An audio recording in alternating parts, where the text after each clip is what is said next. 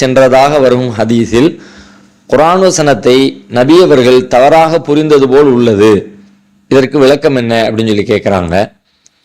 அதாவது அப்துல்லா இப்னு உபை இப்னு சலூல் அப்படிங்கிற ஒரு முனாஃபிக், இது அன்றைக்கு எல்லாருக்கும் தெரியும், நபிகளாருக்கும் தெரியும். முனாஃபிக் என்று சொல்வதை விட அந்த முனாஃபிக்குகளுக்கே தலைவராக இருந்தவன் சொல்லலாம். அந்த முனாஃபிக்குகளுடைய கூட்டத்தையே வழி நடத்தினவன். அதனால இஸ்லாமிய சமூகத்துக்கு ஒரு பெரிய இடைஞ்சலை ஏற்படுத்தினான், நிறைய நெருக்கடிகளை கொடுத்தான். உஹது போர்க்களத்துல போருக்காக வேண்டி வந்த பல பேரை வழியிலேயே திருப்பி அழைச்சிட்டு போய் முஸ்லீம்கள் பெரிய சிரமத்துக்கு ஆளாகிறதுக்கு ஒரு காரணமாக அமைஞ்சிருந்தான். இந்த மாதிரி நிறைய வேலைகளை செஞ்சுக்கிட்டு இருந்தான். அப்படிப்பட்டவன் இறந்ததுக்கு பிறகு அவங்களுடைய மகனார் தன்னுடைய தந்தைக்கு கஃன் பண்றதுக்காக ரசூல்லா அவங்களுடைய ஆடை நீங்க கொடுங்க, அது மட்டும் இல்லாம என்னுடைய தந்தைக்கு நீங்க ஜனாசா தொழுகை நடத்த வாங்க அப்படின்னு சொல்லி கூப்பிடுறாங்க. அப்ப நபி அவர்கள் என்ன பண்றாங்கன்னா ஜனாசா தொழுகை நடத்துறதுக்காண்டி புறப்படுறாங்க. தொழுகை நடத்தல, புறப்படுறாங்க, அதுக்காண்டி கிளம்புறாங்க. அப்ப வழியில உமரல் எல்லாம் அவங்க சந்திச்சு ரசூல்லாட்ட கேட்கறாங்க, அல்லாஹ்வுடைய தூதரே நீங்க யாருக்கு தொழுகை நடத்த போறீங்க? இந்த மாதிரி முனாஃபிக்குகளை பத்தி அல்லாஹ் என்ன எச்சரிக்கை பண்ணி இருக்கிறான் அப்படின்னு குர்ஆன்ல வர்ற ஒரு வசனத்தை ஓதி காட்டி, இஸ்தக்ஃபிர் லஹும் அவ் லா தஸ்தக்ஃபிர் லஹும் இன் தஸ்தக்ஃபிர் லஹும் 70 மர்ரத்தன் ஃபலன் யக்ஃபிரல்லாஹு லஹும், நீங்க அவர்களுக்காக பாவ மன்னிப்பு தேடுங்கள் அல்லது பாவ மன்னிப்பு தேடாதிருங்கள், அவர்களுக்காக நீங்கள் 70 தடவை பாவ மன்னிப்பு தேடினாலும் அல்லாஹ் அவர்களை மன்னிக்க மாட்டான். அப்படி குர்ஆன்ல வசனம் இருக்குது. அப்ப நீங்க எப்படி அப்படிப்பட்ட ஒரு நயவஞ்சகனுக்கு, ஒரு முனாஃபிக்கு போய் நீங்க தொழுகை நடத்த போவீங்க? தொழுகை நடத்துறதுனா பாவ மன்னிப்பு கேட்கறது தானே, எப்படி நீங்க செய்ய போவீங்க அப்படின்னு சொல்லிட்டு நபி அவர்களிடத்துல கேட்கிறாங்க. அப்ப நபி ஸல்லல்லாஹு அலைஹி வஸல்லம் சொல்றாங்க, அல்லாஹ் இதுல எனக்கு ஒரு விருப்பம் தானே கொடுத்துருக்கிறான். என்ன விருப்பம் கொடுத்துருக்கிறான்? 70 தடவை நீங்கள் பாவ மன்னிப்பு தேடினாலும் அல்லாஹ் சொல்றான்ல. அப்ப அதை சிந்திச்சு பார்த்தா அதற்கு பொருள் என்ன? அப்ப 70 தடவை கேட்டா மன்னிக்க மாட்டேன்னா அல்ல அசீதன்னா அலா 70, நான் 70க்கு மேல அதிகப்படுத்துறேன். அப்ப அதை ஒன்றும் அல்லாஹ் தடுக்கிறதானே? என்னுடைய துஆவினால அவருடைய பாவங்கள் மன்னிக்கப்படும் அப்படின்னு சொல்லி சொன்னா 70 தடவைக்கு மேல கேட்டு அல்லாஹ் இடத்துல மன்னிப்பு பெறுவதற்கு ஒரு சான்ஸ் இருந்துச்சுன்னா நான் அதை செஞ்சுட்டு போறேன் அப்படின்னு நபி ஸல்லல்லாஹு அலைஹி வஸல்லம் சொல்லுவாங்க. இந்த ஹதீஸ்ல உங்களுடைய கேள்வி என்னன்னா, இந்த செய்தியில நபி ஸல்லல்லாஹு அலைஹி வஸல்லம் அந்த வசனத்தை தப்பா புரிஞ்சுக்கிட்ட மாதிரி இருக்குது அப்படின்னு ஏன் இப்படி கேட்கிறாங்கன்னா, இதுக்கு பிறகு தொடர்ந்து அல்லாஹ் என்ன பண்ணிடுவாங்கன்னா அடுத்து வசனங்களை இறக்கி வச்சு அந்த தொழுகைக்கு சென்ற காரியத்தை அல்லாஹ் தடை செஞ்சிருவான். நீங்க தொலை வைக்க கூடாது அப்படின்னு. வலா துஸல்லி அலா அஹதின் மின்ஹும் மாத அபதன் வலா தகும் அலா கப்ரி இன்னஹும் கஃபரு பில்லாஹி வ ரசூலி வ மாது வ ஹும் ஃபாசிகூன். அல்லாஹ் என்ன பண்ணிடுவான்னு கேட்டா, அவங்களுக்காக வேண்டி நீங்க பிரார்த்தனை பண்ணாதீங்க ஒருபொழுதும். இந்த மாதிரி முனாஃபிக்குகள் இறந்துட்டாங்க, வலா துஸல்லி அலா அஹதின் மின்ஹும், அவங்கள யார் இறந்தாலும் அவங்களுக்காக வேண்டி நீங்க பிரார்த்தனை பண்ணாதீங்க, அவங்களுடைய கபர்ல போய் நிக்காதீங்க. ஏன்னா அவங்க அல்லாஹ் ரசூலை மறுத்து இருக்கிறாங்க, பாவிகளாகவே மரணிச்சிருக்கிறாங்க. அப்படிப்பட்ட ஆட்களுக்காக வேண்டி நீங்க துவா செய்யாதீங்க அப்படின்னு அல்லாஹ் ஆர்டர் இறக்கி வச்சிருவான். வேறு சில வசனங்களுக்கு பின்னாடி இன்னும் தெளிவாக இந்த கருத்தை விளக்குகிற வகையில் சவாவுன் அலைஹிம் அஸ்தக்ஃபிர் லஹும் அம் லம் தஸ்தக்ஃபிர் லஹும் லன் யக்ஃபிரல்லாஹு லஹும், நீங்க அவங்களுக்கு பாவ மன்னிப்பு தேடுறதும் பாவ மன்னிப்பு தேடாம இருக்கிறதும் சமமானதுதான், அல்லாஹ் அவங்கள மன்னிக்க மாட்டான் அப்படி எல்லாம் கருத்துப்படையெல்லாம் பின்னாடி வந்துருச்சு. அப்ப இதுதான் சட்டம், முனாஃபிக்குகளுக்கு தொழுகை நடத்தக்கூடாது என்பதுதான் சட்டம். ஆனா அந்த முதல் வசனம் நேரடியாக முழுமையாக நீங்க பாவ மன்னிப்பு தேடாதீங்க என்று அப்படி நிறுத்திக்காம 70 தடவை அப்படின்னு இருந்ததுனால, அப்ப அல்லாஹ் 70ன்னு ஒரு நம்பர் போட்டு ஒரு குறிப்பு சொல்றான்னா நம்ம 70 தாண்டுவோமே, அதை தாண்டி கேட்டு அல்லாஹ்வுடைய மன்னிப்பு பெறுவதற்கு முயற்சி எடுப்போமே அப்படின்னு நபி அவர்கள் தங்களுடைய இரக்கத்தின் காரணமாக அப்படி சிந்திச்சாங்க. அப்ப இந்த ரெண்டையும் வச்சு பார்க்கும்போது முதல்லயே அல்லாஹ்வுடைய கருத்து இதுதான், பாவ மன்னிப்பு தேட வேண்டாம் என்பதுதான். அதை இந்த வார்த்தையை அல்லாஹ் சொல்லி இருக்கிறான். ஆனா நபி அவர்கள் அதை சரியா விளங்கல என்கிற கருத்து வருதுன்னு கேட்கிறாங்க. ஆமா, அந்த கருத்து தான் வருகிறது. அப்படிதான் நபி ஸல்லல்லாஹு அலைஹி வஸல்லம் அவங்களுக்கு அந்த வசனத்தை அப்படி விளங்கி கொண்ட காரணத்தினாலதான் பின்னாடி அல்லாஹ் அவங்களுக்கு விளக்கம் கொடுத்து கூடுதல் தகவலை தந்து இந்த காரியத்தை நீங்க செய்யாதீங்க, அவங்களுக்காக வேண்டி பாவ மன்னிப்பு தேடாதீங்க என்று கூடுதல் விளக்கமாக மிக தெளிவான சந்தேகத்திற்கு இடமில்லாத வார்த்தைகளை கொண்டு அல்லாஹ் நபி அவர்களுக்கு பாடம் நடத்துறான். இதனால நபி ஸல்லல்லாஹு அலைஹி வஸல்லம் அவங்களுடைய குவாலிட்டியோ தரமோ குறைஞ்சிருச்சுன்னு அர்த்தம் கிடையாது. நபி அவர்களும் மனிதர்கள் என்ற அடிப்படையில் சில நேரங்களில் பிழைகள் செய்ய வாய்ப்பு இருக்கிறது.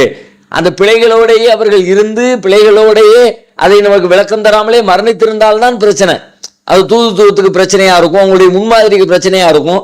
ஆனா அல்லாஹ் என்ன பண்றான்னு கேட்டா, அந்த பிழைகளை சுட்டி காட்டி சீர்திருத்தி அதன் வழியாக ஒரு பாடத்தை நமக்கு சொல்லி தந்துடுறான். அல்லாஹ் என்ன பாடம் சொல்லி தரலாம்? நபி அவர்கள் அவங்க மனிதர் தான் என்பதையும், அவங்களிடத்துல பிழைகள் நேரும் என்பதையும், அந்த பிழைகள் அல்லாஹ்வுடைய பார்வையில உடனே மேற்பார்வையில சரி செய்யப்பட்டு விடுகிறது. பிழைகளோடையே போயிட்டாங்கன்னா இப்படி போயிடுச்சு, அப்ப நம்ம என்ன பண்றது? நமக்கு விளக்கம் சொல்லாம போயிட்டாங்களே, தப்பா புரிஞ்சுக்கிட்டாங்களே அப்படின்னு போயிடும். ஆனா உடனே அல்லாஹ் சீர்திருத்திட்டான் தானே.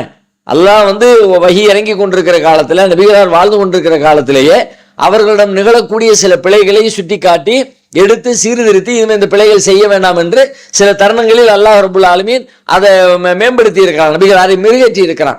இது மாதிரி நம்ம வேறு சில ஹதீஸ்களை கூட அதிகமாக கேள்விப்பட்டிருப்போம். தன்னுடைய மனைவிமார் விஷயத்துல நபி ஸல்லல்லாஹு அலைஹி வஸல்லம் தேனை ஹராமாக்கி கொண்டதாக ஒரு செய்தி வரும். அல்லாஹ் அதையும் அப்ப நபி அவர்கள் அதை தவறா புரிஞ்சுக்கிட்டாங்க தானே. என்ன தவறா புரிஞ்சு? இது தடுக்காது, இது ஹலால் ஹராம் பட்டியல்ல சேராது, வேணும்னு செய்யல தானே.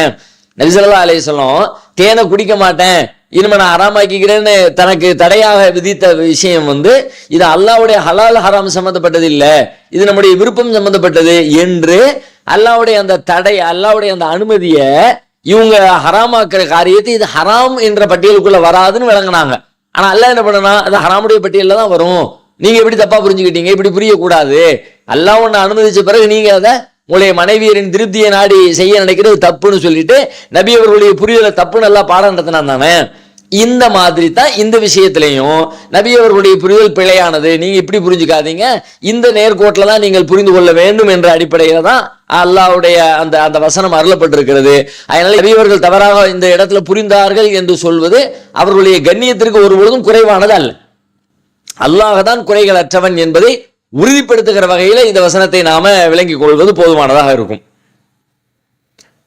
அடுத்து அப்துல் சலாம் அப்படிங்கிறவங்க மேலப்பாளையத்திலிருந்து கேட்குறாங்க, ஃபர்து தொழுகை தொழுத பிறகு துஆ கேட்கும் போது அல்லது பொதுவாக துஆ கேட்கும் போது சிலர் இரண்டு கைகளையும் சேர்த்து வைத்து நெஞ்சுக்கு முன்னால், சிலர் முகத்திற்கு முன்னால், சிலர் இரண்டு கைகளை விரித்து வைத்து துஆ கேட்கிறார்கள், சிலர் இரண்டு கைகளையும் விரித்து வைத்து தன்னுடைய தலைக்கு மேலே தூக்கி வைத்து துஆ கேட்கிறார்கள். எப்படி துஆ கேட்க வேண்டும்? துஆ கேட்ட பின் முகத்தில் தடவுகிறார்கள். சிலர் ஒரு சில பேர்கள் முகத்தில் ஆரம்பித்து கை கால் வரை தடவுகிறார்கள். சிலர் அப்படியே கையை விட்டு விடுகிறார்கள். விளக்கம் தேவை அப்படின்னு சொல்லி கேட்கிறாங்க. துஆவை பொறுத்த வரைக்கும் அதுக்கு நபி ஸல்லல்லாஹு அலைஹி வஸல்லம் நமக்கு வழிகாட்டுதலை வழங்கி தான் இருக்கிறாங்க. எதையுமே நபி அவர்கள் நமக்கு காட்டி தராம போகல. நபி அவர்களுடைய துஆவின் முறையெல்லாம் உங்களுடைய கைகளை எப்படி வச்சிருந்தாங்க? கைகளை நீட்டினாங்க. முதல்ல கைகளை உயர்த்தி பிரார்த்திச்சாங்க, கைகள் நீட்டி பிரார்த்திச்சாங்க. இது சம்பந்தமா நிறைய செய்திகள் வருகிறது. அல்லாஹ்விடத்துல ஏந்தப்படுகிற கைகளை வெறுங்கையாக அனுப்புறதுக்கு அல்லாஹ் வெட்கப்படுகிறான் என்று ஒரு நபி மொழி வருகிறது. அது மாதிரி நபி ஸல்லல்லாஹு அலைஹி வஸல்லம் அவங்க மெம்பர்ல உரை நிகழ்த்திக்கிட்டு இருந்தாங்க. ஒரு சஹாபி எந்திரிச்சு சொன்னாங்க, ஹலக்கல் குரா ஹலக்க ஷா, குதிரைகள் அழிகிறது, ஆடுகள் அழிகின்றன, தண்ணி இல்லாம வறுமையில பசியும் பட்டினியில பெரிய சிரமத்துக்கு ஆளாகி இருக்கிறோம். ஃபதகுல்லாஹ யஸ்கியனா, அல்லாஹ்விடத்துல மழை பொழியுமாறு நீங்க துஆ செய்யக்கூடாதான்னு சொல்லி ஒருத்தர் கேட்பார். உடனே நபி ஸல்லல்லாஹு அலைஹி வஸல்லம் பத்தை எதை தன்னுடைய கரத்தை நீட்டி அல்லாஹ்விடத்துல துஆ செய்வாங்க. கரங்களை உயர்த்தி கரங்களை நீட்டி துஆ செய்தார்கள் என்று ஹதீஸ்ல வருகிறது. அந்த கரங்களை எப்படி நீட்டினாங்க அப்படின்னா, அதுல ஒரு தடவை ஒரு சஹாபி அறிவிக்கிறாங்க, அல் மஸ்அலத்து, துஆ கேட்கிற ஒழுங்குமுறை அப்படிங்கிறது என்னன்னு கேட்டா, அன் தர்ஃபஅ யதைக ஹذவ மன்கிபைக, அதாவது உன்னுடைய கரங்களை கைகளை நீ உயர்த்த வேண்டும் உன்னுடைய தோல் புஜத்துக்கு நேராக நெருக்கமாக, இதுதான் துஆ கேட்பதற்கான முறையாகும்னு சொல்லிட்டு நபி ஸல்லல்லாஹு அலைஹி வஸல்லம் சொன்னதாக இப்னு அப்பாஸ் ரலியல்லாஹு அன்ஹு அவங்க அறிவிக்கிறாங்க. அப்போ தோலுக்கு இப்படி நம்ம கையை ஒசத்துறோம்னா அதனுடைய மேல் பகுதி இதனுடைய மேல் பகுதியோடு இணைகிற அளவுக்கு இப்படி நம்ம துஆ செய்யறோம் அப்படின்னா இது துஆ செய்கிற முறைகள் உள்ளது அப்படின்னு நபி ஸல்லல்லாஹு அலைஹி வஸல்லம் காட்டி தந்திருக்கிறாங்க. அடுத்து அது மட்டும் இல்லாம அந்த அந்த கை வான் நோக்கி இப்படி மேல் நோக்கி இதை காட்டி அல்லாஹ்விடத்துல கேட்கிற மாதிரி இந்த ஸ்டைல்ல நம்ம கேட்கணும். அதையும் நபியவர்கள் விளக்குறாங்க. இதா சஅல்துமுல்லாஹ ஃபஸஅலூஹு பிபுதூனி அகுஃபிக்கும், நீங்க துஆ செய்வதாக அல்லாஹ்விடத்துல கேட்பதாக இருந்தால் கேளுங்க. எப்படி கேளுங்க? உங்களுடைய கைகளின் உட்புறத்தை கொண்டு, அதாவது இந்த உள்ளங்கைகளை கொண்டு நீங்க கேளுங்க, புறங்கையை கொண்டு கேட்டுறாதீங்க. ஒரே ஒரு கட்டத்துல விதிவிலக்கா புறங்கையை கொண்டு கேட்டாங்கன்னு ஒரு செய்தி வருகிறது. மற்றபடி புறங்கையை கொண்டு கேட்காதீங்க, இப்படி கேளுங்கன்னு சொல்லி சொன்னாங்க நபி ஸல்லல்லாஹு அலைஹி வஸல்லம். அப்போ கைகளை இப்படி உயர்த்தி கேட்கணும், தோல் புஜத்துக்கு நேராக கேட்கணும். சரி, கைகளை இணைச்சு கேட்கணுமா விரிச்சு கேட்கணுமா? அது அவரவருடைய வசதிக்கு ஏற்ப விரித்தும் கேட்கலாம், அவர் கைகளை இணைத்தும் கேட்கலாம். இது பொதுவாக நமக்கு எல்லை வரையறுக்கப்படாமலே விடப்பட்டு விட்டது. அதனால ரெண்டுல யார் யாருக்கு எவ்வளவு வசதிப்படுகிறதோ, எது வசதியாக இருக்கிறதோ அதன்படி அவர் செய்யலாம்.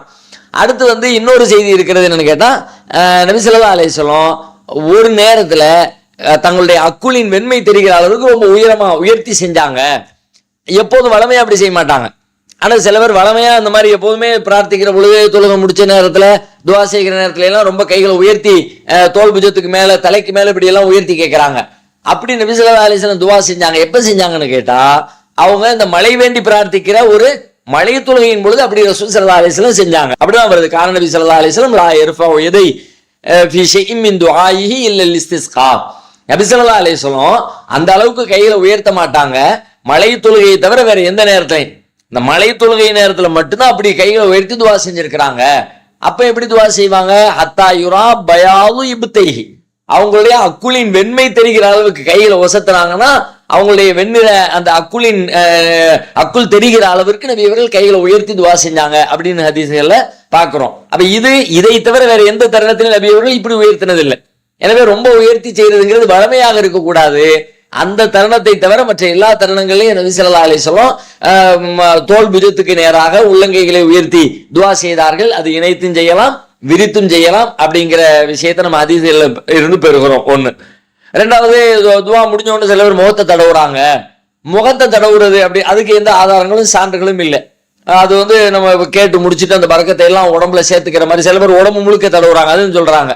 உடல் முழுக்க தடவுறாங்களே, இந்த உடல் முழுக்க தடவுறதுங்கிறது நபி ஸல்லல்லாஹு அலைஹி வஸல்லம் செஞ்சிருக்கிறாங்க. எப்ப செஞ்சிருக்கிறாங்கன்னு பார்த்தா, அவங்க இரவுல படுக்க போற நேரத்துல குல் ஹுவல்லாஹு சூரா, குல் ஹுவ பிரப்பில் ஃபலக், குல் ஹுவ பிரப்பின் நாஸ் ஆகிய சூறாக்களை ஓதிட்டு அதை கைகளை ஊதி அதை முகத்துல உடம்புல அவங்களுடைய கை எங்கெல்லாம் படுமோ அந்த உள்ளங்கை படுகிற அந்த உடல் பாகம் எல்லாவற்றிலையும் நபி அவர்கள் தடவினார்கள். அப்படின்னு இப்படிதான் ரசூலுல்லாஹ் இரவு நேரத்துல தடவிட்டு படுப்பாங்க என்று ஹதீஸ் இருக்கிறது. அந்த தருணத்துக்கு மட்டும்தான் அப்படி இருக்கே தவிர மற்ற எந்த தருணங்களை நபி ஸல்லல்லாஹு அலைஹி வஸல்லம் அவர்கள் அந்த மாதிரி முகத்தையோ உடம்புலையோ துவா செஞ்சுட்டு தடவுற பழக்கம் இல்லை. எனவே தடவுதல் என்பது, முகத்தை தடவுதல் என்பது அது நபி வழியில உள்ளதில்லை. கைகளை கேட்டுட்டு துவா செஞ்சுட்டு அப்படி விட்டுட்டு போக வேண்டியதான். அதை தாண்டி அதற்குள்ளே நாம செய்வதற்கு மார்க்க ரீதியான ஆதாரங்கள், சான்றுகள் வேறு எதுவும் இல்லை அப்படிங்கிறத புரிந்து கொள்ள வேண்டும். அடுத்து, கத்தர்ல இருந்து முபாரக் அப்படிங்கிறவங்க கேட்கிறாங்க, என்னுடைய கேள்வி என்னவென்றால், இஸ்லாத்தில் தாடி வைப்பதற்கு ஏதேனும் அளவுகோல் உள்ளதா? நபிகள் நாயகம் ஸல்லல்லாஹு அலைஹி வஸல்லம் அவர்கள் சொன்னதாக ஹதீஸ் உள்ளது. மீசையை கத்தரிங்க, தாடியை வளர விடுங்கள் என்று. கட்டாயம் தாடி வைக்க வேண்டுமா? வைத்தால் அதன் அளவுகள் என்ன? மேலும் ஒரு பிடி அளவுக்கு தாடி வளர விட வேண்டும் என்று சொல்கிறார்கள். இந்த ஹதீஸுக்கு எந்த அளவுக்கு முக்கியத்துவம் கொடுக்க வேண்டும் அப்படின்னு சொல்லிட்டு அது சம்பந்தமா விளக்கவும் அப்படின்னு சொல்லி கேட்கிறாங்க. தாடியை பொறுத்த வரைக்கும் தாடி வைக்கணும், நபி அவர்களுடைய சுன்னத்து. நபி ஸல்லல்லாஹு அலைஹி வஸல்லம் அதை வலியுறுத்தி இருக்கிறாங்க. எந்த அளவுக்கு வலியுறுத்தினாங்க? ஹாலிஃபுல் முஷ்ரிகீன், இணை கற்பிக்கிறவர்களுக்கு மாறு செய்யுங்கள். அவ்ஃபிருல் லிஹா வ அஹ்ஃபுஷ் ஷவாரிப, மீசையை ஒட்ட கத்தரியுங்கள், தாடியை வளர விடுங்கள் அப்படின்னு நபி ஸல்லல்லாஹு அலைஹி வஸல்லம் இந்த கருத்துப்பட வேற வேற வார்த்தைகளை ஒஃபிருல் லிஹா, அவ்ஃபிருல் லிஹா, அஃபுல் லிஹா, அருஹுல் லிஹா, இந்த மாதிரி பல்வேறு இந்த கருத்தை தரக்கூடிய பல்வேறு வார்த்தைகளை போட்டு நபி ஸல்லல்லாஹு அலைஹி வஸல்லம் தாடியை வளர விடுங்க, மீசையை கத்தரிங்க அப்படின்னு சொல்லி இருக்கிறாங்க. இப்ப இதுல அவங்களுடைய கேள்வி என்னன்னா, ஒவ்வொருத்தரும் ஒவ்வொரு மாதிரி இதுக்கு விளக்கம் சொல்றாங்களே. வளர விடுங்கள் அப்படின்னா வெட்டவே கூடாது, அப்படியே வளர்த்துக்கிட்டே விட்டுருங்கன்ட்டாங்க. வளர்த்துக்கிட்டே இருங்க. வெட்டுதல் என்பது வளர்த்தலுக்கு முரணானது இல்லையா அப்படின்னு சொல்லி சில பேர் பேசுறாங்க. அதை வச்சுதான் அவங்க கேட்கிறாங்க. ஆனா உண்மையில வெட்டுதல் என்பது வளர்த்தல் என்பதற்கு எதிரானது என்று பொருள் கொள்ள முடியாது. அது சில இடங்கள் அந்த பொருள் வரும், ஆனா எல்லா இடங்களிலும் அப்படி பொருள் இல்லை. அந்த அந்த அந்த இடம் அதனோடு பயன்படுத்தப்படுகிற வார்த்தை, அதுக்கு முன்பின்னான ஓமைகள், செய்திகளை கொண்டு அந்த வளர விடுதல் என்கிற சொல்லினுடைய அர்த்தம் மாறுபடும். ஒரே ஒரு செடிய இதை முழுசா வெட்டிரு, அதை விட்டுரு அப்படின்னு சொல்லி சொன்னா, இதை முழுசா வெட்டிட்டு அதை விடு, அப்படி அதை வளர விடு அப்படின்னா அதுக்கு என்ன பொருள்னு கேட்டா, இதை அழிக்கிற மாதிரி, இதை முழுசா நீக்கிற மாதிரி, இதை அடியோடு புடுங்கி எறிஞ்ச மாதிரி அதை புடுங்கி எறிஞ்சிடாத. அப்ப அதை என்ன செய்யலாம்?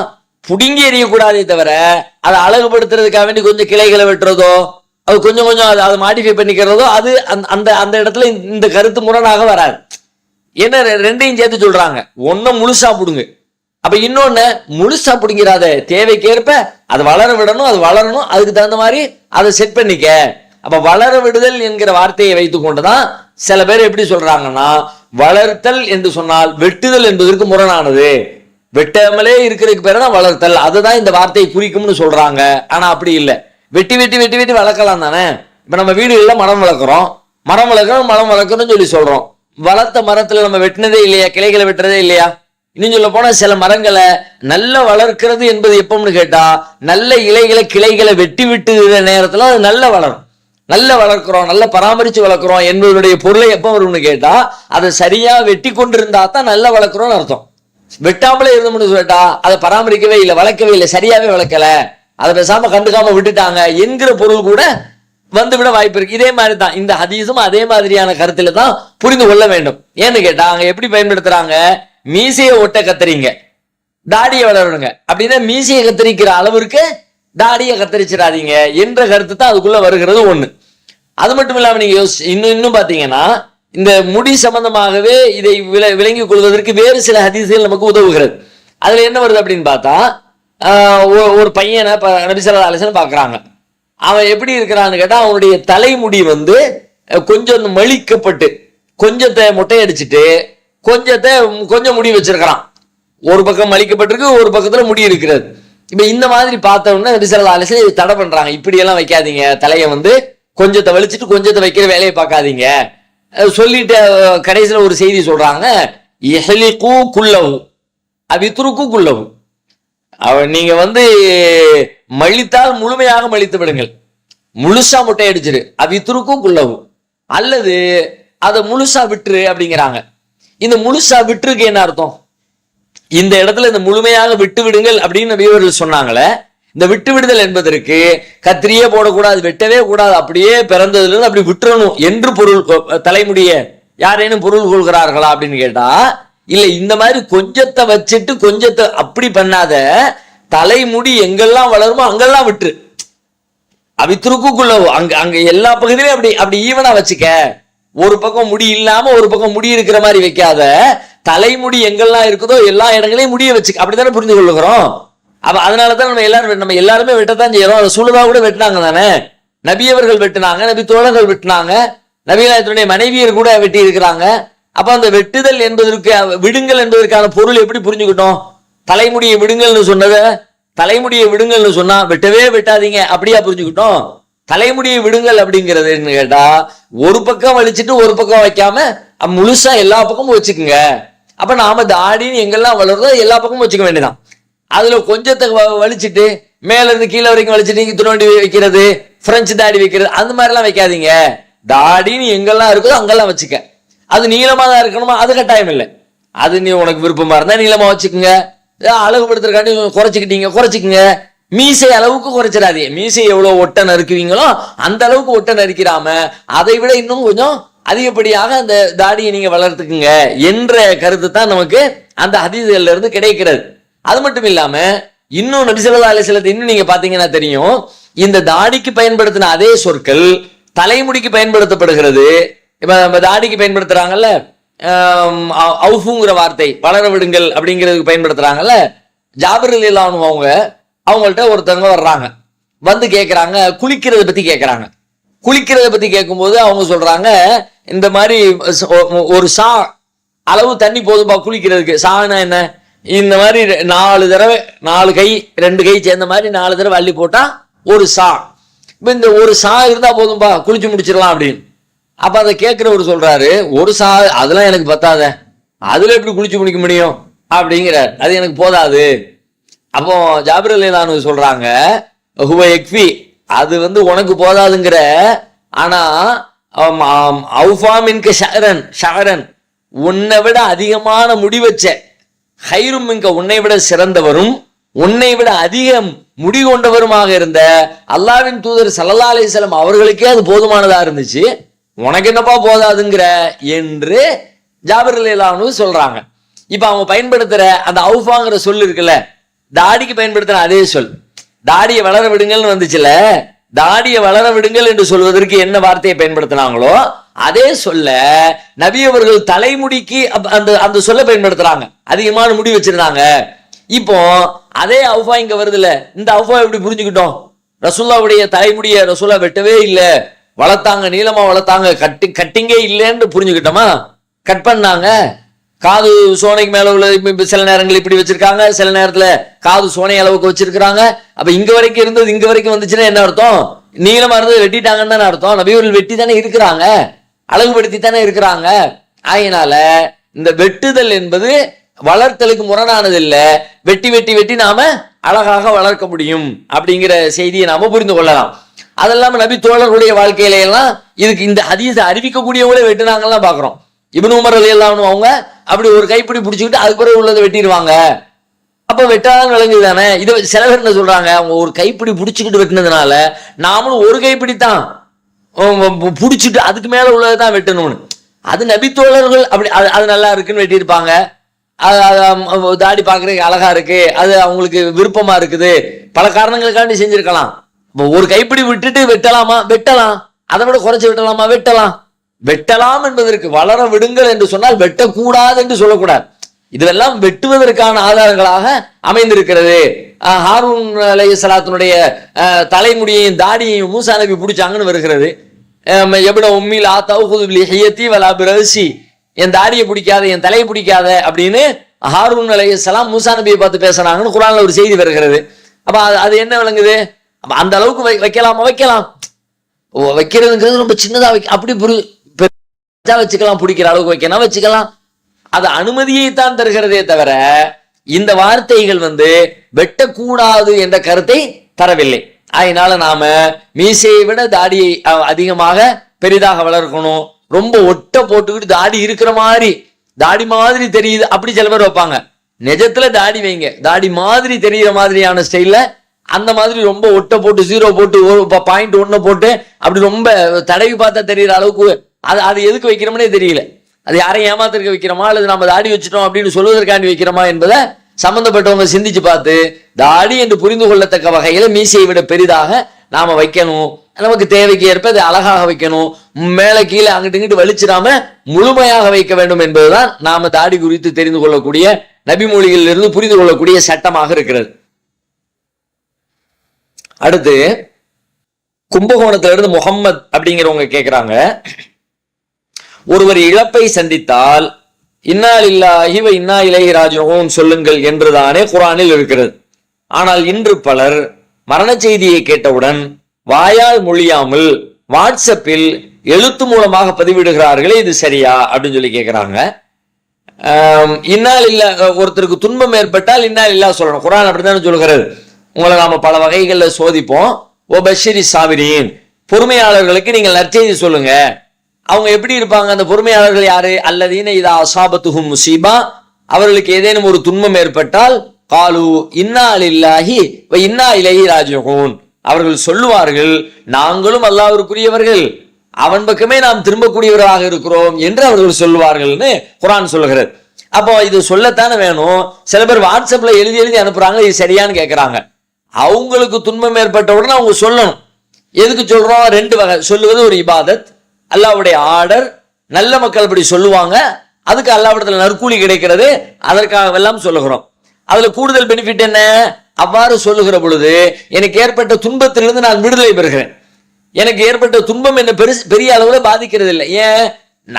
அவர் மட்டுமா போறாரு, நானுமே போறேன். வீடு இழிஞ்சு போச்சு, வீடு மட்டுமா போகுது, நானே போறேன். வியாபாரத்துல நஷ்டம் வந்துருச்சு, வியாபாரமா போகுது, நானே போறேன் அப்படின்றத சொல்லும் பொழுது அவர் அவர் அவரை இறை நம்பிக்கை அதிகரிக்கிறது.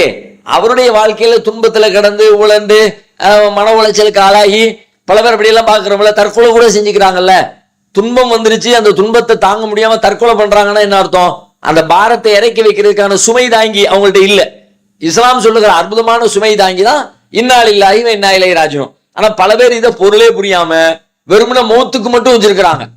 துன்பங்களுக்கு எல்லா துன்பத்துக்கும் சொல்ல வேண்டியதான். எந்த துன்பம் எதெல்லாம் உங்களை உள்ளத்தை பாதிக்குதோ எல்லாத்துக்கும் அதை சொல்லி அதுல இருந்து நீங்க வெளிவருவதற்குரிய வேலைகளை செய்யணும். இப்ப அவங்களுடைய கேள்வி சொல்லுங்கள் தானே இருக்குது. இப்ப எழுதி எழுதி அனுப்புறாங்களே, இது சரியா? அவர் தனக்கு வருகிற பொழுது சொல்லுவார். இன்னொருத்தருக்கு ஆறுதல் சொல்ல வேண்டிய நேரத்துல இன்னொருத்தர் புரிந்து இவருக்கு நினைவூட்டுகிற நேரத்துல எனக்கு துன்பம் வந்தோன்னா நானே அப்படின்னு சொல்லி என்ன நான் சமாதானப்படுத்திக்கிறேன். எனக்கு அருகில் ஒருத்தருக்கு துன்பம் வருது அப்படின்னா அப்ப நான் அவர்கிட்ட போய் அந்த விஷயத்தை எடுத்து சொல்லி புரிய வச்சு இன்னால் இல்லா இன்னா இலைஹி ராஜிஊன், நாமளே அல்லாஹ் இடத்துல தானேப்பா போறோம் அப்படிங்கிறத அவர் காதுபட சொல்லுகிற பொழுது அவர் அதை நினைவுபடுத்தி கொள்ளவும் அவருடைய இறை நம்பிக்கை ஆளப்படுவதற்கு அது உதவியாக இருக்கிறது. இது நேரில் சந்திக்கும் போது ஓகே, அதே விஷயத்த நேரில் சந்திக்கல ஒருத்தரை, அப்ப என்ன பண்றது? இந்த செய்தியே நமக்கு வாட்ஸ்அப் வழியா வருதுன்னா அந்த செய்திக்கான ரிப்ளையும் வாட்ஸ்அப் வழியா தானே போகணும். அப்படி வாட்ஸ்அப் வழியா போகும்பொழுது இதை பதிவிட்டுறாங்க. இதை குற்றம்னு சொல்ல முடியாது. ஆனால் இதையே ஒரு தீர்வாக, இதையே ஒரு வழிமுறையாக, இதை ஒரு சடங்காக, பொருள் புரியாத அர்த்தமற்ற ஒரு சடங்காக பல பேர் மாத்தி கொண்டிருக்கிறாங்க. அதைத்தான் நம்ம கண்டிக்கணுமே தவிர, எனவே இதை செய்கிற இவ்வாறு இன்னாலில்லாஹி ராஜிஊன் என்று சொல்லி ஒரு பதிவு போட்ட காரணத்தினால் அந்த பதிவு அந்த எழுத்தின் வழியாக சொல்லப்பட்ட காரணத்தினால் அது பிழைன்னு சொல்ல முடியாது. வாயில சொல்லாமலே சொன்னா பிழைன்னு சொல்லலாம். அவர் அதை பயன்படுத்தவே இல்லை, அந்த சொல்லே பயன்படுத்தவே இல்லை, தனக்கு அதை அப்படிப்பட்ட சிந்தனைகள் ஊட்டி கொள்ளவே இல்லை அப்படின்னா அது தப்புன்னு சொல்லலாம். ஆனா இன்னாலில்லான்னு சொல்றாங்க, அதோடு சேர்த்து அடுத்தவங்களுக்கு நினைவூட்டுகிற வகையில இந்த சொற்களை எழுத்தின் வழியாக பகிர்ந்து கொள்கிறார்கள் என்று சொன்னால் அது வாயால் சொன்ன ஒன்றை எழுத்தால் சொல்வது மார்க் அடிப்படையில் ஒன்று குற்றம்னு சொல்வதற்கு ஒன்றுமில்லை. அடுத்து இலங்கையிலிருந்து தஸ்னீம் அப்படிங்கிறவங்க கேட்கிறாங்க, முயல் இரத்தத்தில் செய்யப்பட்ட ஆயிலை பாவிக்கலாமா? இது தொடர்பான மார்க்க சட்டம் என்ன அப்படின்னு சொல்லி கேட்கிறாங்க. பாவிக்கலாம், ஒன்றும் தவறு இல்லை. ஏன் அப்படின்னு கேட்டா அப்ப ரத்தம் ஹராமாச்சே. மார்க்கத்துல ரத்தம் என்னமா ஹர்ரம அலைக்குமுல் மைத்தா, செத்தவை உங்களுக்கு தடுக்கப்பட்டிருக்கிறது, வத்தமு ரத்தம் தடை செய்யப்பட்டிருக்கிறது. ரத்தம் தடை தானே, ஹராம் தானே, அதை எப்படி பயன்படுத்துறது அப்படின்னு சொல்லி கேட்கிறாங்க. ரத்தம் தடை தான். எதுக்கு தடை அப்படின்னா உண்பதற்கு தடை. ரத்தத்தை பயன்படுத்துதலே தடைன்னு சொல்ல வரல, ரத்தமே கூடாது இல்ல, ரத்தம் சாப்பிடுவதற்கு தடுக்கப்பட்டிருக்கிறது. ரத்தம் என்பது உண்பதற்கு தான் தடை. அப்ப உண்பதற்கு தடுக்கப்பட்ட உடனே உண்பது சாப்பிடுறது இல்லாம வேறு ஏதாவது ஒரு தேவைக்கு அதை பயன்படுத்தி கொள்ள முடிந்தால் அது மார்க்கத்தில் குற்றமாக ஆகாது. இப்ப நமக்கு செத்த பிராணிகள் சாப்பிடக்கூடாது தானே. ஒரு தடவை நபி ஸல்லல்லாஹு அலைஹி வஸல்லம் ஒரு செத்த ஆட்டை பாக்குறாங்க. அப்போ அந்த ஆட்டை தூக்கி தூக்கி எரிஞ்சிருக்கிறாங்க. என்ன, செத்த ஆட்டை சாப்பிடக்கூடாதுன்னு தூக்கி போட்டாங்க. இப்போ ரசூல் ஸல்லல்லாஹு அலைஹி வஸல்லம் அந்த ஆட்டை பார்த்துட்டு சஹாபாக்கள்கிட்ட கேட்கிறாங்க, ஃபஹல்லா இன்தஃபஅதும் பிஜில்திஹா, அதனுடைய தோலை எடுத்து நீங்க பயன்படுத்திக்க கூடாதா அப்படின்னு. அப்போ சஹாபாக்கள் சொல்றாங்க, இன்னஹா மைத்தா, அது செத்து தானா செத்துதுல, அது முறைப்படி அறுத்து அப்படி இல்லையே, தானா செத்து போனதை நம்ம சாப்பிடக்கூடாத, அதை பயன்படுத்த முடியாதுன்னு நாங்க தூர போட்டுட்டோம். இப்ப நபியார் சொல்றாங்க, இன்னமா ஹருமா அக்குலுஹா, அது ஹராம், தடுக்கப்பட்டதெல்லாம் உண்பதற்கு தான், சாப்பிடுவதற்கு தான் தடை.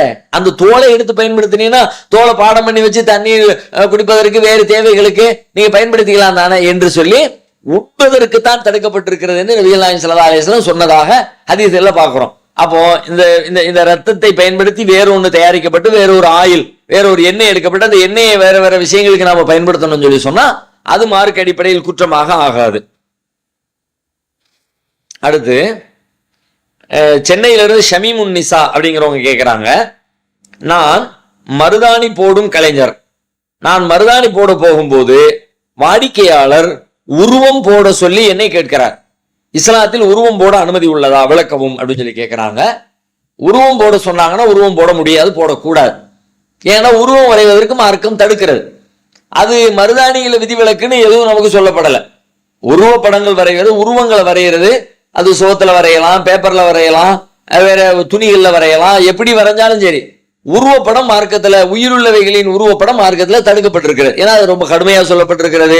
அந்த மாதிரியான காரியங்களை செய்யறவங்க மறுமையில கடுமையாக சோதிக்கப்படுவார்கள் என்றெல்லாம் கூட நபி ஸல்லல்லாஹு அலைஹி வஸல்லம் எச்சரிக்கை செஞ்சிருக்கிறாங்க.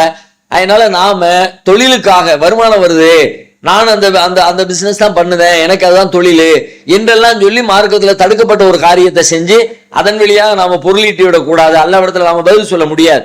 அப்ப நாம என்ன பண்ணணும் அப்படின்னு கேட்டா, நமக்கு அது உள்ளுக்குள்ள எது அனுமதிக்கப்பட்டதோ அதை செய்யுங்க. அதுல எது அனுமதிக்கப்பட்டது? உயிரற்ற பொருட்களை வரைகிறதுல ஒரு தடையும் இல்லை தானே. வேற ஒரு பூவையோ ஒரு மலரையோ வேற மாதிரியான ஒரு கட்டடங்களையோ வேற ஏதோ ஒரு அழகு இயற்கை காட்சிகளையோ அதுல வரைவதற்கு நீங்க முயற்சி எடுங்க, அது மார்க்கத்துல தடுக்கப்பட்டதில்லை. ஒண்ணு. ரெண்டாவது, உயிருள்ளவைகளையே நீங்க வரையணும் அப்படிங்கிற ஒரு சூழல் வந்துச்சுன்னா மார்க் அடிப்படையில் அதுல ஒரு சின்ன விதிவிலக்கு இருக்கிறது. என்ன விதிவிலக்கு இருக்கிறது?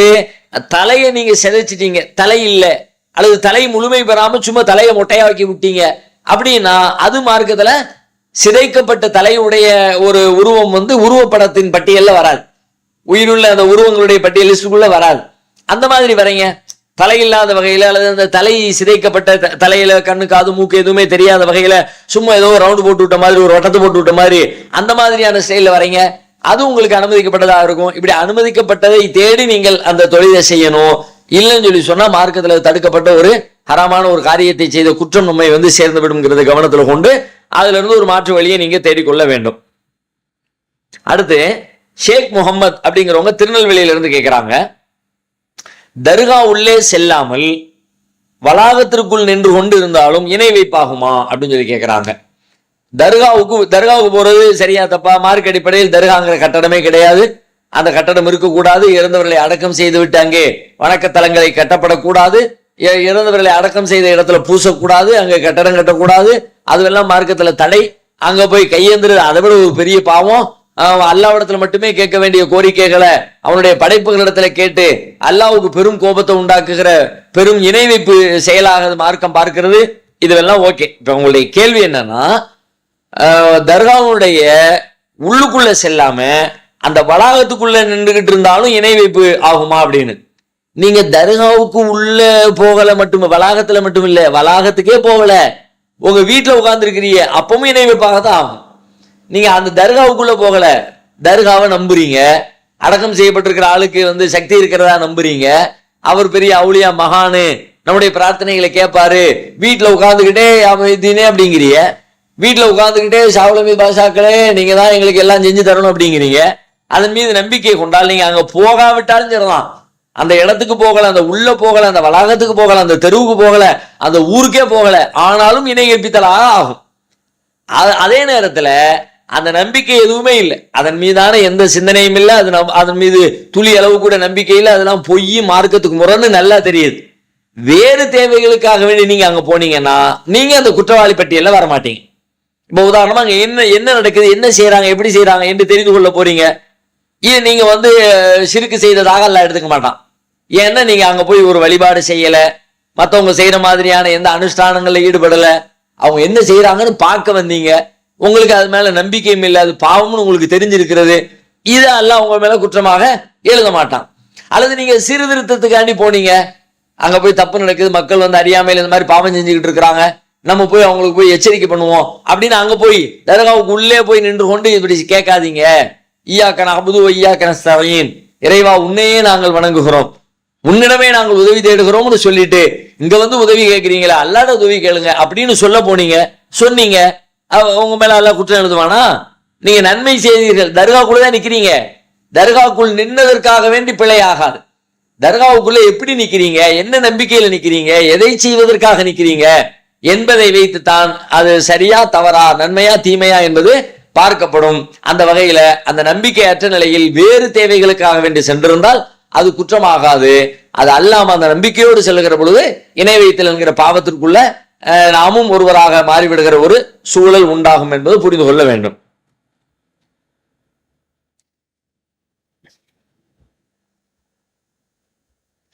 அடுத்து முகமது ஹக்கீம் அப்படிங்கிறவங்க தஞ்சாவூர்ல இருந்து கேட்கிறாங்க, நான் வெளிநாட்டில் வேலை செய்கிறேன், இங்கே ஃபஜ்ர் ஜமாத்து தொழுகையில் இமாம் 2வது ரக்காத்தில் சுஜூதில் இருந்து எழுந்த பிறகு தினசரி ஒரு துஆவை செய்கிறார். சுஜூதில் இருந்து எழுந்த பிறகு தினசரி ஒரு துஆவை செய்கிறார். பெரும்பாலும் ருக்குல இருந்து ருக்குவத்தான் சுஜூதுன்னு போட்டாங்கன்னு நினைக்கிறேன். பின்னர் சஜிதாவுக்கு செல்கிறார். ருக்குவத்தான் அப்படி போட்டிருக்கிறாங்க. இப்படி தினமும் ஃபஜ்ர் தொழுகையில் துஆ செய்து தொழும் இமாமை பின்பற்றி தொழலாமா அப்படின்னு சொல்லி கேட்கிறாங்க. நிறைய பகுதிகளில் இந்த மாதிரி சுபு நேரத்துல 2வது ரக்காத்துல ருக்குவுக்கு பிறகு குனூத் ஓதுகிற ஒரு பழக்கம் இருக்கிறது. குறிப்பா ஷாஃபி மதுஹப் பள்ளிவாசல்கள் எல்லாம் உலகம் முழுவதும் பரவாயில்ல, இந்தியா முழுவதும் எல்லா இடங்களையும் நீங்க அது மாதிரி குனூத் ஓதுறதை பார்க்கலாம். வெளிநாடுகள்லையும் சில இடங்கள்ல, அரபு நாடுகள்லையும் அந்த மாதிரி காரியங்கள் நடக்கிறது. இப்போ அவங்களுடைய கேள்வி என்ன அப்படின்னா, முதல்ல இது சரியான பார்க்கணும், அந்த மாதிரியான ஒரு வாய்ப்பு இருந்துச்சுன்னா அவங்க பின்னாடி தொழலாமா, அதான் அவங்களுடைய கேள்வி. இது சரியா அப்படின்னா இது மார்க் அடிப்படையில் சரியானது இல்லை. ஆனா அவங்க ஏன் செய்யறாங்க? அவங்க சில ஹதீஸ்களை முழுமையாக பார்க்காமல் அரைகுறையாக அல்லது தவறுதலாக கவனக்குறைவாக பார்த்ததன் விளைவாக இந்த மாதிரியான ஒரு காரியத்தை செய்யறாங்க. சுபுல குனூத்து ஓதுறது ஹதீஸ்ல வருகிறது. கணத்த ரசூல் ஒருத்தர் வந்து கேட்கிறார், ரசூல்லா வந்து சுபுல குனூத்து ஓதுனாங்களா? அனஸ் ரலியல்லாஹு சொல்றாங்க, ஆமா கணத்த ரசூலுல்லாஹி ஸல்லல்லாஹு அலைஹி வஸல்லம் ஃபீ ஸலாத்தி சுப்ஹி, சுபு தொழுகையில நபி ஸல்லல்லாஹு அலைஹி வஸல்லம் குனூத்து ஓதினார்கள். அப்ப ரசூல்லா குனூத்து ஓதி இருக்கிறாங்க, ருக்குவுக்கு முன்னாடியா பின்னாடியா அப்படின்னு சொல்லி கேட்கிறாங்க. ருக்குவுக்கு பிறகு ஓதி இருக்கிறாங்க, அப்ப நாங்களும் ஓதுறோம், இப்படி முடிச்சுட்டாங்க. ஆனா இது இந்த குனூத்து வளமையாக நாம் ஓதுகிற அல்லாஹ் மஹ்தினி ஃபிமன் ஹதைத் என்கிற துஆவை மனப்பாடம் பண்ணி அந்த குனூத்து ஓதுறோம்ல, அந்த குனூத்து அல்ல இது. இந்த குனூத்து என்ன குனூத்துன்னு கேட்டா, நபி ஸல்லல்லாஹு அலைஹி வஸல்லத்துடைய காலத்துல ஒரு 70 சஹாபாக்களை குர்ஆனை நன்றாக மனனமிட்டு மக்களுக்கு கற்றுக் கொடுக்கிற குர்ராக்கள் என்று அழைக்கப்படுகிற காரிகளை காஃபிர்கள் அழைத்து சென்று கொலை செய்து விட்டார்கள். அப்ப நபி ஸல்லல்லாஹு அலைஹி வஸல்லம் அவங்களுக்கு பெரிய மனவேதனை ஏற்பட்டுச்சு. அப்ப கிட்டத்தட்ட 1 மாத காலம் அவங்களுக்கு எதிராக நபி அவர்கள் தொழுகையில பிரார்த்தனை செஞ்சாங்க, குனூத்து ஓதுனாங்க. அல்லாஹ் அவங்களை நீ வந்து அழிச்சிரு, அவங்களை நீ பாத்துக்க. அதையும் அந்த அந்த குனூத்து தான் சுபுல ஓதப்பட்டுச்சே தவிர, வளமையாக ஓதுகிற அல்லாஹ் மஹ்தினி ஃபிமன் ஹதைத் ஓதிக்கிட்டு இருக்கிறாங்கல்ல, இந்த குனூத்தை வித்ரலதான் நபி ஸல்லல்லாஹு அலைஹி வஸல்லம் ஓதுனாங்க, ஓத சொன்னாங்க. சுபுகளை ஓது மாதிரி நபி அவர்கள் காட்டி தரவே இல்லை. இதை தவறாக புரிந்து கொண்டு ரெண்டையும் ஒன்னோட ஒண்ணு போட்டு குழப்பினதன் விளைவாக இந்த வேலையை செஞ்சுக்கிட்டு இருக்கிறாங்க. அதன் அனஸ் ரலியல்லாஹு அவங்களே விளக்குறாங்க. எந்த அனஸ் ரலியல்லாஹு சுபுல ஓதுனாங்கன்னு சொல்றாங்களோ அவங்களே இன்னொரு செய்தியில சொல்றாங்க, நபி ஸல்லல்லாஹு அலைஹி வஸல்லம் இந்த மாதிரி 1 மாத காலம் கணத்த ரசூலுல்லாஹி ஸல்லல்லாஹு அலைஹி வஸல்லம் ஷஹ்ரன் 1 மாத காலம் குனூத் ஓதுனாங்க. ஃபீ ஸலாத்தி சுப்ஹி, சுபு தொழுகையில குனூத் ஓதுனாங்க. அதுல என்ன ஓதுனாங்க? ஏதோ அலா ரஹலின் திக்வான், ரஹல் திக்வான் என்கிற அந்த கூட்டத்தாருக்கு எதிராக நபி அவர்கள் அதுல பிரார்த்தனை பண்ணினாங்க. அல்லாஹ் அவங்களை அழிச்சிரு, அவங்க எவ்வளவு பெரிய பாவம் பண்ணிட்டாங்க, அவங்களை நீயே பாத்துக்க என்று அந்த அவர்கள் மீது அழிவை கேட்டு ஓதிய துஆவை தான் நபி அவர்கள் ஓதி இருக்கிறார்கள். அதுவும் 1 மாத காலம் ஓதி இருக்கிறாங்க. அதுக்கு பிறகு நபி ஸல்லல்லாஹு அலைஹி வஸல்லம் அதையும் நிப்பாட்டிட்டாங்க. ஆயினால இந்த குனூத்து தானே அது தவிர வளமையாக ஓதப்படுகிற குனூத்து சுபுகளை ரசூலுல்லாஹ் ஓதல. இன்னும் சொல்ல போனா சுபுல ஓதுறாங்கல்ல, வேற வேற அறிவிப்புகள் நீங்க பாத்தீங்கன்னா சில அறிவிப்புகள்ல சுபுகளையும் மகரிபிலையும் ஓதுறாங்கன்னு வருகிறது. சில அறிவிப்புகள்ல லுஹர்ல அஸர்ல மகரிபில எல்லா வக்திலையும் ஓதுனதுக்கான ஆதாரங்கள் இருக்கிறது. அப்ப மத்த வக்திலாம் ஓதுறீங்களா? மத்த வக்தில ஓத மாட்டீங்க, சுபுல மட்டும் ஓதுறீங்களா? என்ன அர்த்தம்? எல்லா வக்திலையும் ஓதி இருக்கிறாங்க. ஏதோ ஓதி இருக்கிறாங்க, இந்த மாதிரி அந்த பாவிகளுக்கு எதிராக ஓத வேண்டிய அந்த குனூத்தை அந்த பிரார்த்தனை நபி அவர்கள் ஓதி இருக்கிறாங்க. அதுதானே தவிர வளமையாக இந்த காரியத்தை இந்த குனூத்தை ஓதுவது நபி வழி அல்ல. வேறு சில அறிவிப்புகள் வருகிறது, இல்ல நபி ஸல்லல்லாஹு அலைஹி வஸல்லம் மௌத் வரைக்கும் ஓதுனாங்க, அப்படி சில அறிவிப்புகள் வருகிறது. ஆனால் அந்த அறிவிப்பு எல்லாமே பலவீனமானதாக ஆதாரபூர்வமான நபிமொழிகள்ல வரல. அறிவிப்பாளர் பல பிரச்சனைகள் உள்ள, அறிவிப்பாளர் தொடர் அருந்து போன, இந்த மாதிரி பல்வேறு சிக்கல் உண்ட நபியவர்களுடையிலிருந்து ஆதாரபூர்வமான செய்திகள் வழியாக அந்த செய்தி உறுதி செய்யப்படவில்லை. ஆகையினால அந்த ஹதீஸ்களை மையமாக வைத்துக் கொண்டு குனூத்துல சுபுல குனூத்து ஓதுவதை நாம ஆதாரமாக ஏற்க முடியாது. எனவே இந்த சுபு குனூத்து மார்க்கத்தில் இல்லாத ஒரு புதிய வழிமுறை என்பது புரியணும் ஒண்ணு. இப்ப அவங்களுடைய கேள்வி, அடுத்த கேள்வி, முக்கியமான கேள்வி, இவங்களை பின்பற்றி தொழலாமா? இப்ப நாம போய் தக்பீர் கேட்டிட்டோம், அவரு எந்திரிச்சு குனூத்து ஓதுறாரு, இப்ப என்ன பண்றது? இப்ப நாம பேசாம நின்ற வேண்டியதான், ஒண்ணும் பண்ண முடியாது. ஆனா வளமையா இதை செய்கிறார் என்று தெரிந்தால் இதுக்கு நாம மாற்று வழியை கண்டறியணும். எப்ப பார்த்தாலும் ஒரு கூக்கு பிறகு எந்திரிச்சு சும்மா நிக்கிற ஒரு சுண்ணத்தில்லாத ஒரு காரியத்தை அவர் செஞ்சுக்கிட்டு இருக்காருன்னு தெரியும் பொழுது இந்த பள்ளியில அவர் ஓதுறாரா, அப்ப நம்ம வேற பள்ளிக்கு போறதுக்கு வாய்ப்பு இருக்குதா? மாற்று வழி ஏதாவது இருக்குதா? மற்ற இடங்கள்ல சுண்ணத்தான் அடிப்படையில் தொழுவதற்கு முன்னுரிமை கொடுக்கிற இடங்கள் இருக்குதா என்று அதை நாம தேடி போகணும். அந்த மாதிரி செய்து கொண்டோம்னு சொன்னா பிரச்சனை இல்லை. இல்ல இது மட்டும்தான் இருக்கிறது, வேற வழி இல்லைன்னு சொல்லி சொன்னா, இதை நம்ம பள்ளியில அப்படிதான் இருக்கிறாங்கன்னு சொல்லி சொன்னா அது ஒரு நிர்பந்தம், வேற வழி இல்லை அப்படின்ற மாதிரி ஆகும். இல்லாட்டி நாம ஒரு 4-5 பேர் சேர்ந்து சுப சுண்ணத்தான் அடிப்படையில் தொழுதோட வாய்ப்பு இருக்கிறது சொல்லி சொன்னா அந்த மாதிரி ஒரு சுண்ணத்தை நாம எல்லாருமா சேர்ந்து இந்த இந்த சிந்தனையுடைய மக்களாக சேர்ந்து கொண்டு சுண்ணத்தான முறையில தொழுவதற்கான ஒரு ஏற்பாட்டை செய்யணும். எந்த வாய்ப்பும் வசதியும் இல்லைன்னு சொல்லி சொன்னா நாம அவங்க பின்னாடி நின்று தொழுவதனால் நான் தொழுக கூடாதுன்னு சொல்லியோ ஒரு பெரும் பாவத்தை செஞ்சிட்டதாக அர்த்தமாக. ஏன்னா நம்ம வேற ஒண்ணு செஞ்ச நம்ம நிக்கிறோம், இமாம் ஓதுறா நம்ம நிக்கிறோம், அதுல ஒரு நிமிஷம் நிப்போம், ஒரு துவா 2 துவா சொல்லி தந்திருக்கிறாங்க, ஒரு கூடுதலா துவா ஓதுறாரு, கூடுதலா சில நிமிடங்கள் நிக்கிற மாதிரி ஒரு சூழல் வந்து விடுகிறது. வேற வழியும் இல்லை, வாய்ப்பும் இல்லாத காரணத்தினால் அதை செயல்படுத்தினால் குற்றமாகாது. மாற்று வழியும் சுன்னத்தான முறையில் சுபுகை நிறைவேற்றுவதற்கான சூழலும் இருந்தால் அதைத்தான் முதலில் நாம் தேர்வு செய்து அந்த வழியில் நாம பயணிக்க வேண்டும். இல்லாத பொழுது நிர்பந்தம் என்கிற அடிப்படையில இதை நாம ஏற்பதில் மார்க் அடிப்படையில் குற்றமாக ஆகாது. அடுத்து ஒருத்தவங்க கேட்கிறாங்க, ஊர் பேர் ஒன்றும் போடல, மொட்டையா வந்திருக்கிறது. சென்னையில் வேலை செய்கிறேன். அங்கு லொஹர் தொழுகை தொழுது விட்டு சொந்த ஊருக்கு போய் அசர் தொழுகை தொழ நினைக்கிறேன். ஆனால் ட்ரெயின் சற்று தாமதமாவதால் அங்கு மக்ரிபு தொழுகைக்கு இகாமத்து சொல்கிறார்கள். நான் அசர் தொழுகை தொழுவதா அல்லது மக்ரிபை தொழுவதா? நபி ஸல்லல்லாஹு அலைஹி வஸல்லம் அவர்கள் இகாமத்து சொல்லிவிட்டால் எந்த தொழுகையும் இல்லை என்று வேறு கூறியிருக்கிறார்களே அப்படின்னு சொல்லி கேட்கிறாங்க. அதாவது இப்ப வர்றாங்க, ஊர்ல போய் அசர் தொழுகலான்னு வரும்பொழுது அசருடைய நேரம் முடிஞ்சிருச்சு. அசருடைய நேரம் முடிஞ்சு மக்ரிபுடைய நேரம் வந்துருச்சு. இப்ப நான் என்ன பண்றது? ஜமாத்துல வந்து மக்ரிபு தொழ போறாங்கன்னு மக்ரிபோட சேர்ந்து மக்ரிபு தொழுகிறதா, நான் அசர் தொழ வேண்டிய பாக்கி இருக்கேன்னு அசரை தொழுகிறதான்னு கேட்கிறாங்க.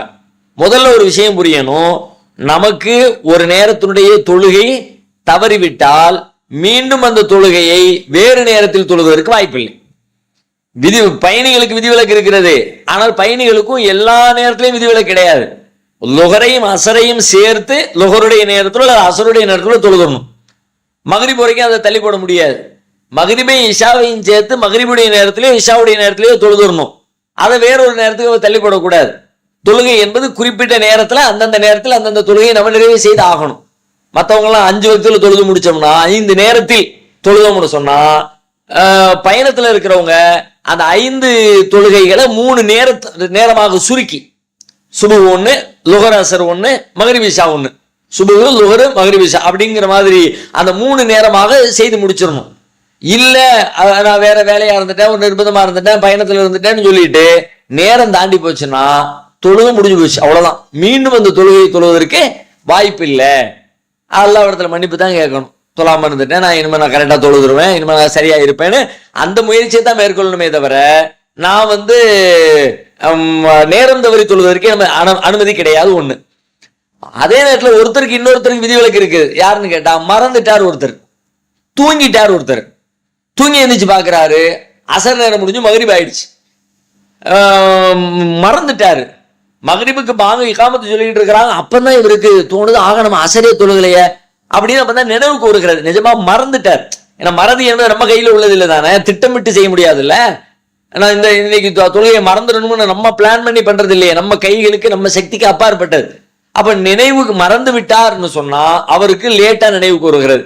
வேறொரு நேரத்துல நினைவுக்கு வருகிறது என்றால் எப்ப நினைவுக்கு வருதோ அப்பதான் அந்த நேரம். இப்ப என் மக்ரிபுக்கு இகாமத்து சொல்லிட்டு இருக்க நேரத்துல உங்களுக்கு வருதா, உங்களுக்கு இப்ப நீங்க அசரத்தான் தொழுகணும். நீங்க அசரை முடிச்சுட்டு தான் அந்த மக்ரிபுல போய் நீங்க ஜாயின் ஆகணும். மக்ரிப் தொழுகையை வந்து ஜமாத்தோட சேர்ந்து தொழுகணும். அசரை முடிக்காம நீங்க என்ன நினைவு வந்தோன்னா முதல்ல அதை நீங்க முடிக்கணும். ஒண்ணு. ரெண்டாவது, இந்த மாதிரி அந்த தொழுகை வந்து ஆர்டர் படி தான் இருக்கணும். ஆர்டர் படினா சுபஹு லுஹர் அசர் மக்ரிப் இஷா அப்படிதான் வரணும். அதுல ஒரு தொழுகையை முந்தி இன்னொரு தொழுகையை பிந்தி போட முடியாது. உதாரணமா இப்ப நான் அசர் தொழ வேண்டிய நேரத்துல அசரை தொழணும். இப்போ மக்ரிபுக்கு டைம் ஆயிடுச்சு என்பதற்காக வேண்டி மக்ரிபை ஜமாத்தோடு தொழுது விட்டு மக்ரிபு முடிச்சதுக்கு பிறகு எந்திரிச்சு அசர் தொழலாமா என்றால் அப்படி தொழுவதற்கு அனுமதி கிடையாது. அசரை முதல்ல முடியும், அதுக்கு பிறகு அசருக்கு பின்னாடி தான் மக்ரிபு வருகிறது. அசரை முடித்து விட்டு தான் மக்ரிபை தொழ வேண்டும். இது இந்த விதிவிலக்குக்குள்ள நீங்கள் இருந்தால், இது அது இல்லாம இருந்துச்சுன்னா நீங்க தொழவே முடியாது. மன்னிப்பு கேட்பதை தவிர, திருத்திக் கொள்வதை தவிர அதுல வேற முகாந்திரமோ வாய்ப்போ இல்லைங்கிறத புரிந்து கொள்ள வேண்டும். அடுத்து ராமநாதபுரத்திலிருந்து ஜலாலுதீன் அப்படிங்கிறவங்க கேட்கிறாங்க, என்னுடைய கேள்வி, திருமணத்தின் போது அதில் கலந்து கொள்வதற்காக உறவினர்கள் அதிகமானவர்கள் இருக்கிறார்கள் எனில், தன் இல்லத்தில் போதுமான வசதிகள் இல்லை என்றால், என்னிடத்தில் அதற்கான பொருளாதாரம் இருக்கின்ற பொழுது நபிவழி அடிப்படையில் அலங்காரம் ஆடம்பரம் இன்றி திருமண மண்டபத்தில் திருமணத்தை வைத்து அப்படின்னு சொல்லி கேட்கிறாங்க. வச்சுக்கலாம், ஒன்றும் தப்பு இல்லை. மண்டபத்தில் வைப்பது ஹராம், மார்க்கத்தில் தடுக்கப்பட்ட அப்படியெல்லாம் ஒன்றும் கிடையாது. ஒரு தேவை நம்ம வீட்டில் 10 பேர் தான் உட்கார முடியும். 100 பேர் என்னுடைய உறவினர்கள் வர்றாங்க, என்ன பண்றது? அப்ப 100 பேரை கூட்டிக் கொண்டு உட்கார வச்சுக்கிட்டு வீட்டுக்குள்ள வழி இல்லை, தெருவில் உட்காருங்க அப்படியெல்லாம் சொல்ல முடியாதுல்ல. அப்ப 100 பேர் உட்காருவதற்கு, உட்கார்ந்து சாப்பிடுவதற்கான வசதிகள் ஒரு மண்டபத்துல தான் முடியுதுன்னு சொல்லி சொன்னா ஒரு மண்டபத்தை தேர்வு செய்யறது ஒன்றும் தவறு கிடையாது. ஏன்னா விருந்து கொடுக்கணும்னு ஆயிடுச்சு. அப்ப அந்த விருந்தை முறைப்படி கொடுக்கணும்ல. அவங்க சாப்பிடுவதற்கான வாய்ப்பு வசதிகளை உண்டாக்கி கொடுக்கணும்ல. 5 பேரா வந்து சாப்பிட்டு போங்க, மற்றவங்க எல்லாம் மீதி 95 பேர் ரோட்ல நில்லுங்க, அப்படியே நம்ம விட முடியும்? மார்க் அடிப்படையில் அது குற்றமானது இல்லை. ஆனா நாம எந்த கிரவுண்ட்ல வேண்டாம்னு சொன்னோம்னா அதுக்கு ஒரு பெரிய பொருளாதாரம் செலவாகுதே. அப்ப வீட்டுக்குள்ள வச்சீங்கன்னா முடிஞ்ச வரைக்கும் வீட்டுல கொஞ்சம் சுருக்கமா செஞ்சு செலவை கம்மி பண்ணலாம் தானே. அதுக்கு 50,000 1,00,000 பண்ணிக்கிட்டு திருமணத்தினுடைய செலவு அதிகரிக்குதே. அதிகப்படியான இறைவனின் அருள் நிறைந்த திருமணம் என்பது செலவு குறைந்த திருமணம் தானே. அப்ப நீங்க செலவை குறைக்கிறதுக்கு ட்ரை பண்ணுங்க. இந்த கிரவுண்ட்ல தான் மண்டபத்தை தேர்வு செய்யாதீங்கன்னு சொன்னமே தவிர, மார்க் அடிப்படையில் மண்டபத்தில் திருமணம் வைப்பது என்பது குற்றமோ பாவமானதோ இல்ல. ஒரு தேவையின் நிமித்தம் நம்ம அதை தேர்வு செய்யணும்னு சொன்னா அல்லாஹ்விடத்துல ஒன்று பாவிகள் 1000 மட்டும் இன்னும் சொல்ல போனா நல்ல விருந்து கொடுங்கன்னு இருக்குது. விருந்து கொடுக்கணும் ஒரு இடத்துல அந்த விருந்துக்குரிய வாய்ப்புகள் ஏற்பாடுகள் என்ன எல்லாத்தையும் சேர்த்துதான் செய்யணும். விருந்துக்கு வர்றவங்களுக்கு தண்ணியும் கொடுக்கணும் தான், விருந்துக்கு வர்றவங்களுக்கு உட்காரவும் வைக்கணும் தான், அதுக்கு ஒரு டேபிளும் வேணும் தான், அவங்க உட்கார்ந்து சாப்பிடுவதற்குரிய வசதிகள் எல்லாமே வேணும் தானே. அப்ப அதுக்கான எதுவுமே இல்லாம வெறும் சாப்பாட்டை மட்டும் ரெடி பண்ணி சாப்பிடுங்கன்னு சொன்னா எப்படி முடியும்? சாப்பாடு கொடுக்கணும் முடிவு எடுத்தாச்சுன்னா அந்த சாப்பிடுவதற்குரிய வாய்ப்பு வசதிகள் எல்லாத்தையும் உண்டாக்கி கொடுக்கணும்ல. அதுக்காக ஒரு மண்டபத்தை தேர்வு செய்ய வேண்டிய ஒரு சூழல் வந்தால் அது மார்க் அடிப்படையில் ஒன்றும் குற்றமானது இல்லை. இயன்ற வரைக்கும் செலவை குறைத்து திருமணத்தை முடிப்பதற்கு நாம முயற்சி எடுக்க வேண்டும்ங்கிறத நம்ம புரிந்து கொண்டால் போதுமானது. அடுத்து ரைசா ஜாவித் அப்படிங்கிறவங்க கூடுவாஞ்சேரியில இருந்து கேட்கிறாங்க, பெண்களுக்கு மாதவிடாய் முடிந்த பின்னர் கடமையான குளிப்பிற்கு 3, 5, 7, 9, 11 என ஒற்றைப்படையான நாட்களில் தான் குளிக்க வேண்டும் என சொல்கிறார்களே, அது உண்மையா? அதற்கு ஆதாரம் உண்டா அப்படின்னு சொல்லி கேட்கிறாங்க. அப்படியெல்லாம் எந்த சட்டமும் மார்க்கத்திலே இல்லை. மாதவிலக்கு நின்றுச்சா, நின்னோன்னு குளிச்சு 2 நாள் முடிஞ்சிருச்சு. சில பேருக்கு 3 நாள் தேவைப்படலாம், சில பேருக்கு 4 நாள் தேவைப்படலாம், சில பேருக்கு 5 நாள் தேவைப்படலாம்.